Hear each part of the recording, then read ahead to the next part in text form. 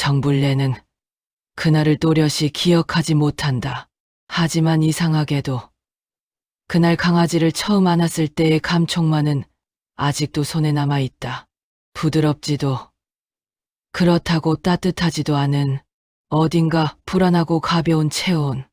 이게 살아있긴 한 거냐? 마을 회관 앞에 놓여있던 종이 상자 안에는 강아지 한 마리가 있었다. 아니, 강아지라기엔 너무 작았다.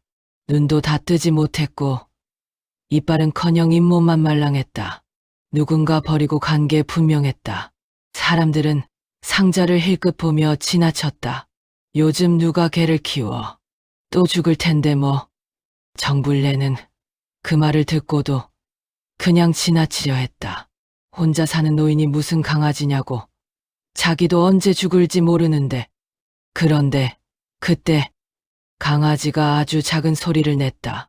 낑낑낑. 그 소리는 울음이라기보다는 살아있다는 증명 같았다. 정불래는 자신도 모르게 상자 앞에 쪼그려 앉았다. 그리고 한참을 들여다봤다. 이런 걸 누가 손을 뻗어도 되는지 망설이다가 조심스럽게 강아지를 들어 올렸다. 가볍다. 너무 가벼워서 마치 잘못하면 사라질 것 같았다. 그 순간 정불래는 생각했다. 이건 혼자 두면 안 되겠구나. 집으로 돌아오는 길. 강아지는 줄곧 정불래의 품 안에서 잤다. 숨이 붙어 있는지 확인하려고 몇 번이나 배를 들여다봤다. 자나 죽은 건 아니지? 그날부터 집에는 소리가 하나 더 생겼다. 바람 소리, 시계 초침 소리 말고 작고 불규칙한 숨소리. 정불래는 강아지를 부어가 아궁이 근처에 눕혔다.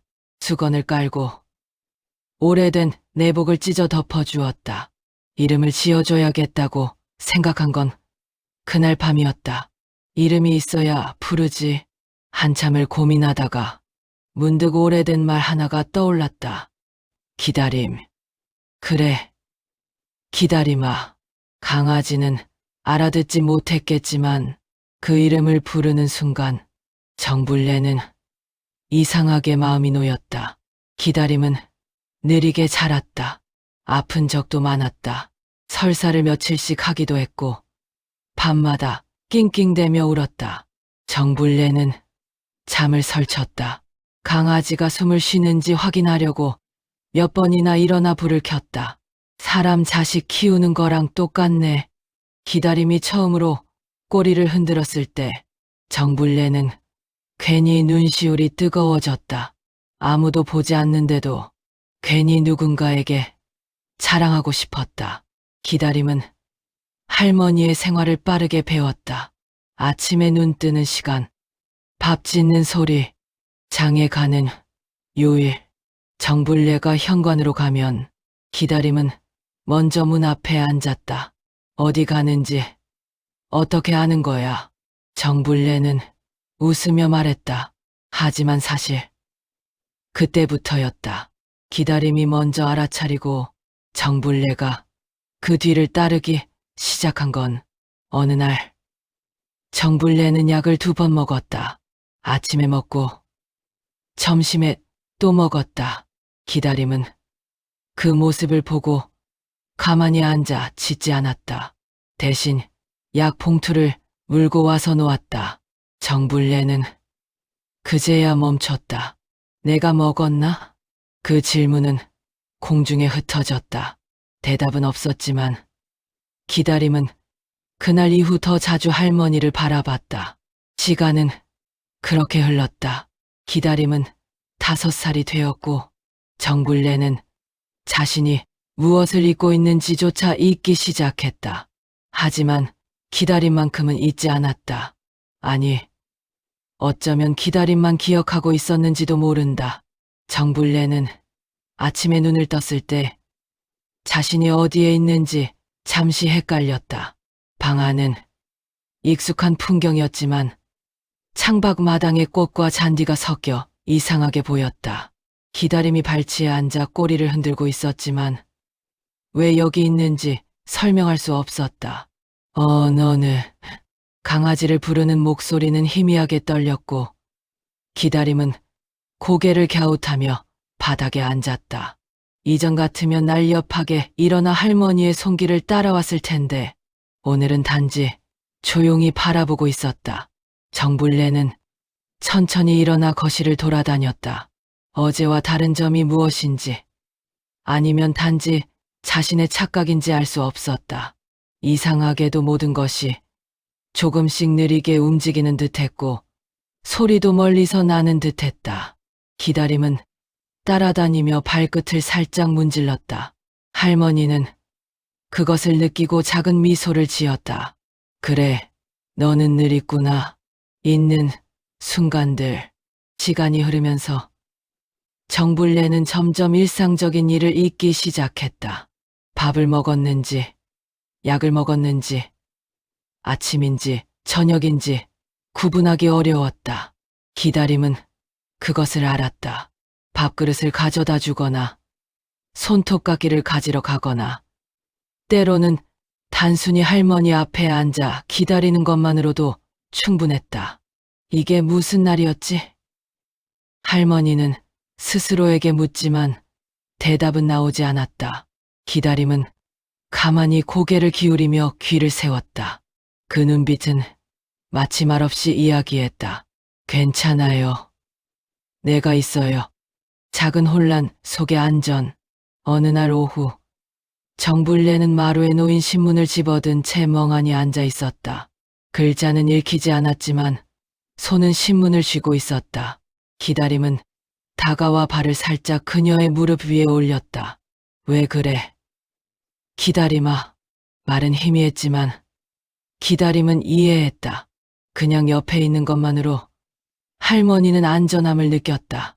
잠시의 접촉만으로 할머니의 심장은 조금씩 진정됐다. 그날 저녁 비가 살짝 내리기 시작했다. 마당 창밖에서 떨어지는 빗방울을 기다림은 조용히 바라보았다. 정불래는 창가에 서서 손으로 빗방울을 터치하며 웃었다. 비가 오네. 그래도 너랑 있어서 좋아. 기다림은 그 순간 마치 이해한다는 듯 꼬리를 살짝 흔들었다. 비록 말은 할 수 없지만 모든 것을 함께 느끼는 눈빛이었다. 잊어도 남는 것. 그날 이후 정불래의 기억은 조금씩 흐려졌다. 아침에 먹은 밥을 기억하지 못하고 병원 약을 잊고 때로는 현관문을 열고 어디로 가야 할지 모른 채 서 있었다. 기다림은 그 변화를 천천히 받아들였다. 그저 할머니의 곁을 지키고 함께 산책하며 밤이면 함께 마루에 앉아 있었다. 어떤 날은 할머니가 자신의 이름조차 잊은 듯했지만 기다림은 포기하지 않았다. 기다림 아니지. 넌 어느 말이 어눌해져도 기다림은 손끝에 머리를 기대며 부드럽게 몸을 문질렀다. 그 순간 할머니의 마음 한켠이 기억으로 채워졌다. 말은 잊어도 느낌은 남아있었다. 너는 늘 내 곁에 있었구나. 작은 사건. 어느 날 할머니는 부엌에서 작은 소동을 벌였다.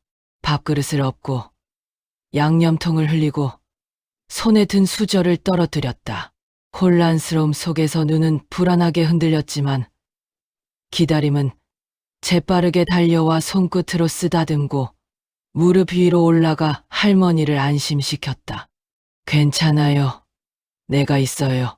그 말은 실제로 나오지 않았지만 행동 하나하나가 전달되었다. 정불래는 그 손길에 눈물을 살짝 흘렸지만 곧 웃었다. 넌 알아주구나. 그 작은 사건은 두 사람 사이의 신뢰를 더 깊게 만들었다. 말이 필요 없었다. 함께 있는 것만으로 충분했다. 기다림의 결심. 밤이 되면 정불래는 침대에 누워 잠을 청하려 했지만 종종 길을 잃곤 했다. 그럴 때마다 기다림은 방 끝에 앉아 조용히 지켜보았다. 한 발짝, 한 발짝 움직이며 할머니가 안전하게 침대에 닿도록 안내했다. 어떤 날은 할머니가 깜박 잊고 침대 밑으로 손을 내밀면 기다림은 그 손을 살짝 핫으며 안심시켰다. 그 순간 정불례는 기억하지 못해도 느낌으로 알았다. 이 녀석이 내 곁을 지키고 있구나. 기다림에게는 하나의 결심이 생겼다. 할머니가 아무리 잊어도 나는 여기서 기다릴 거야. 절대 떠나지 않을 거야. 끝나지 않은 하루, 시간은 느리게 흘렀다. 기다림과 정불례는 하루를 보내고 밤이면 함께 마루에 앉아 별을 바라보았다. 말이 적고 기억이 희미해도 서로를 바라보는 눈빛은 변하지 않았다. 너랑 이렇게 매일 보는 게 정불례의 목소리는 떨렸지만 기다림은 이해했다. 오늘도 내일도 그 다음 날도 강아지는 그 자리에서 기다릴 것이고 할머니는 매번 있더라도 느낄 것이다. 내 곁에 누군가 있구나. 정불례는 어느 날 딸의 설득으로 요양원에 가게 되었다.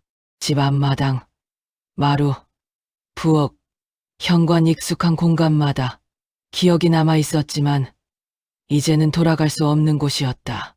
어머니, 이제 혼자 계시면 안 돼요. 딸의 눈빛은 안쓰러웠지만 단호했다. 정불례는 고개만 끄덕였다. 무슨 말인지 정확히 이해하지 못했지만 이상하게 마음은 무겁지 않았다. 그저 기다림이 여기 남아있다는 사실이 마음을 잡아주었다. 이별의 아침, 마당은 언제나처럼 햇빛에 반짝였지만 공기는 묘하게 차가웠다.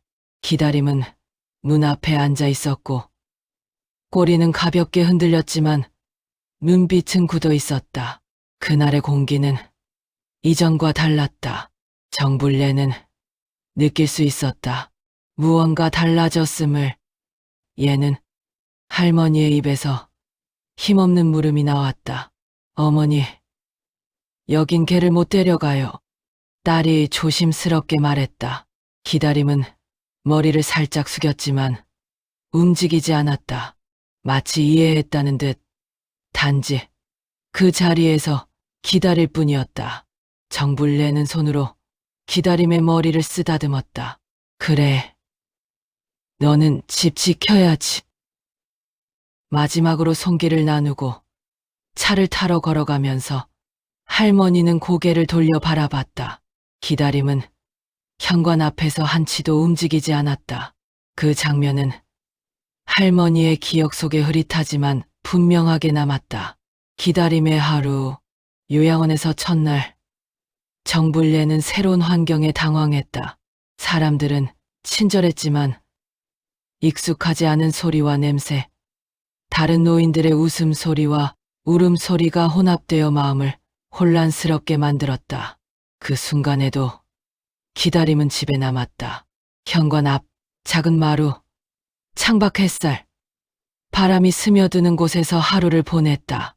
햇살이 마루를 덮으면 기다림은 그 속에 몸을 누이고 눈을 감았다. 마치 할머니의 손길이 내려앉은 것처럼 느린 숨을 내쉬며 기다렸다. 그날 밤, 빗방울이 떨어졌다. 창밖에서 떨어지는 빗방울을 바라보며 기다림은 조용히 눈을 감았다. 비에 젖은 냄새와 바람, 할머니가 돌아올 문 앞의 공간 모든 것이 그의 세계였다. 기억과 잊음, 날이 지날수록 정불례의 기억은 점점 희미해졌다. 이름을 부르는 소리에도 반응이 느려졌고 밥을 먹었는지도 잊었다. 하지만 느낌은 남았다. 손을 잡으면 안심이 되고 부드럽게 쓰다듬으면 마음이 잠시 놓였다. 기다림은 그 모든 변화를 지켜보았다. 말없이, 충실히, 하루하루 그 자리에서 기다렸다. 마치 세상에 할머니가 돌아올 수 있는 유일한 통로가 자신이라는 듯했다. 작은 방문. 딸은 몇 주 후 기다림을 데리고 요양원을 방문했다. 정불례는 처음에는 강아지를 알아보지 못했다. 너는 말이 희미하게 흘러나왔지만 기다림은 고개를 숙이고 조용히 무릎 위에 올라갔다. 순간 할머니의 눈빛이 잠시 반짝였다. 기다림 맞지? 그 짧은 순간 오랜 시간 잊고 있었던 모든 느낌이 되살아났다. 말하지 않아도 마음으로 서로 확인했다. 딸은 조심스럽게 사진을 찍었다. 하지만 기다림과 할머니 사이의 눈빛은 카메라에 담길 수 없는 깊은 감정이었다. 기다림의 결심. 할머니가 요양원으로 돌아가고 기다림은 다시 집으로 돌아왔다. 집안 곳곳, 마루, 현관, 부엌, 마당 모든 곳에서 할머니의 흔적을 느꼈다. 그 자리를 지키며 기다림은 결심했다. 할머니가 아무리 잊어도 나는 여기서 기다릴 거야. 매일, 매 순간. 이 자리에서 비가 오든 눈이 내리든 햇살이 쏟아지든 기다림은 매일 같은 자리에서 할머니가 돌아올 날을 기다렸다. 그것이 그에게 주어진 세상의 전부였다. 끝나지 않은 이야기. 마을 사람들은 말했다. 걔도 치매가 있는가 봐. 하루 종일 문 앞에 앉아 있더라. 그러나 기다림은 치매를 이해하지 못했다. 그저 기다렸다. 기다림의 눈빛은 항상 같은 자리, 같은 현관, 같은 마루를 향했다. 그리고 언젠가 할머니가 돌아올 것을 믿었다. 기다리는 건 잊지 않는다는 뜻이었다. 햇살이 마루를 덮고 바람이 현관문을 스치며 기다림은 오늘도 그대로 그 자리에 있었다.